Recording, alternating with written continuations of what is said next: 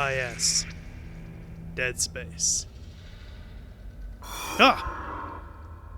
Dead Space scared the shit out of me the first time that I played it. But now that I'm older and my fears are more complex, it still scares the shit out of me sometimes. I think this game has aged really well, and I've seen some articles and people saying that a lot of it has to do with the dynamic lighting. And, I mean, look at this. They're not wrong, because look at these shadows bouncing off of this guy. Hey, you work it, Isaac. Look at that. Look at this one. Look at these shadows. They look great. Look at the way you have to kill these baby things. I mean, you can't do it without the dynamic lighting. That's awesome. That's so clever. Nobody was doing that, except for Fear, maybe, but they didn't have little babies. Gameplay is really well varied, too. A lot of games will give you a mechanic like Isaac's stasis or this gravity thing and make you use them over and over and over and over and over. But all the different types of puzzles and challenges that show up, they show up just enough for you to conquer them easily by the end, but not get boring. I know it should go without saying that a good game should not be boring, but when 12 plus years have passed by, it's tough to have anticipated the kinds of things that might become boring or tedious to a gamer in the future. I probably could have done with one fewer tentacle guy, though. I think there's only like 2 or 3 in the game, but man, do I hate these guys. I think Dead Space's longevity also lies in the way it handles your HUD. A lesser game would have your vitals and charges plastered all over the corners of the screen, but Dead Space has got them right in your back. It's genius. You see your back the whole time, so just put them there. Right off the bat. Hold still, Isaac. I'm syncing up everyone's rig with the ship.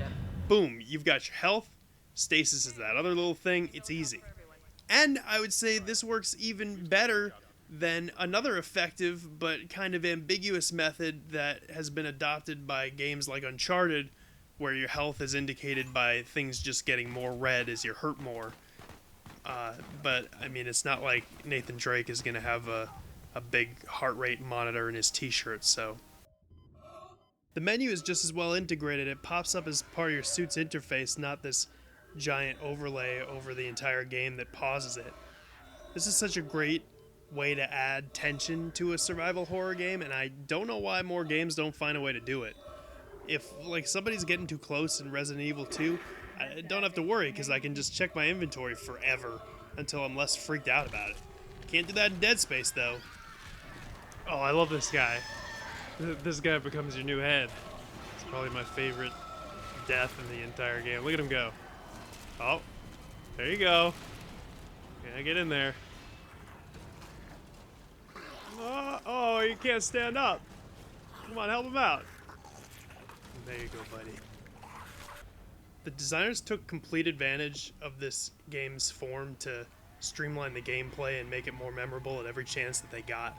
I mean, you don't even need to look at the map to see where you're going next. You just... boop! That's where you go. That's so much nicer than having to open a map. The scarcity is real in this game, too. If you go back through an area that you've already been in, even if it was chapters ago, you're not going to find more items. There's just maybe a few lockers that you didn't open the first time.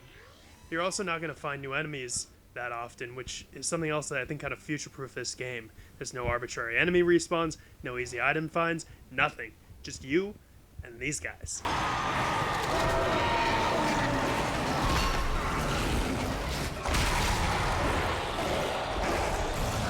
The creature design really stands the test of time too. Check this guy out. Giant from Twin Peaks has not been getting enough sun.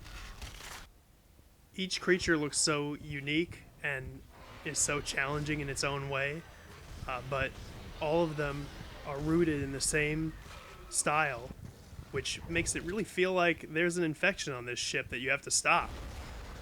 There's a consistency to this game that you can see in everything. Just look at your suit and look at these things. I mean, look at the whole damn ship. It's so disciplined and nice looking. I just, if you haven't played Dead Space, you should play Dead Space. And then you should play Dead Space 2, which is also good, but has some issues in it that maybe I'll touch on some other time. And then I guess play Dead Space 3. Yeah, maybe we should give you two some time alone, huh?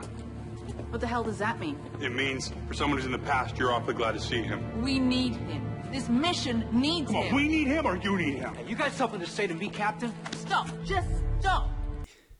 You can make up your own mind about that one.